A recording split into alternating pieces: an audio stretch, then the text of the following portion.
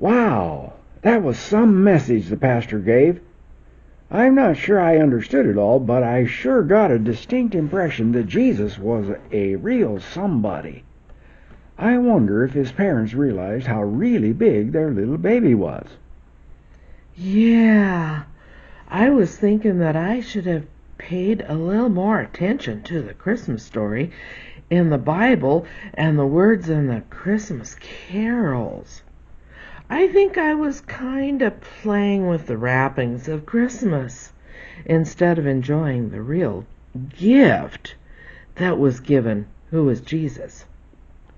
The pastor said that Jesus made everything. He said nothing was made without him. Mifty, do you think Jesus made you and me? No, I don't think so. I was made by this old lady in a back room with a dull pair of scissors and an old rusty Singer sewing machine. I think that's why I came out a little crooked and got yellow hair. Well, I thought you were kind of slapped together. I always thought I was just something rescued from a whirlwind that went through one afternoon. But I suppose that if we knew the facts, we'd find out that the stuff the rags were made out of, that we were made out of, were actually created by this big God. Chip, I don't know if that was supposed to be an insult or a compliment. As you were talking, I first felt a little like junk. And then something you went on to say almost made me feel special. You know, Mifty, I'll bet that's just how people back in the ancient world saw Jesus. They probably looked at the manger he was born in and the backwoods places he lived and thought he was junk. But from what the pastor was saying this morning, he was really awesome.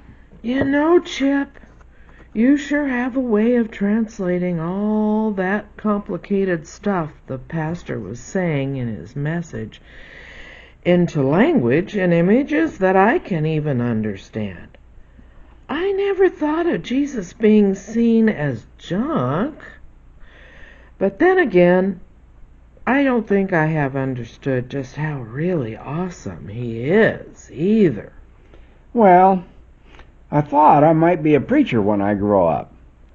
So I'm really trying to get used to all those really complicated concepts that preachers have to get their heads around. But one thing really scares me about becoming a preacher. Well, Chip, I'm not sure I can see you as a preacher, but just what is it that scares you? Well, I understand that to get to be a preacher, you have to spend several years in the cemetery. I don't even like to walk through a cemetery. I suppose it would really put the fear of God in you if you have to spend several years in one. But I'm going to see if there's a shortcut or a way around all that. Chip, the pastor often mentions that Jesus had to die. Do you suppose that having to spend time in a cemetery would help one understand that? Well, it would sure do something to me, but I can't see how it'd help me be a preacher. I think I'd rather just come to church and hear the pastor talk about who Jesus really is instead of learning about him in the cemetery. Maybe we'll understand all this stuff a little better when we grow up. Or maybe puppets can't fully get their heads around all the wonderful concepts in the Bible anyway. Well, see you next Sunday anyhow, Chip.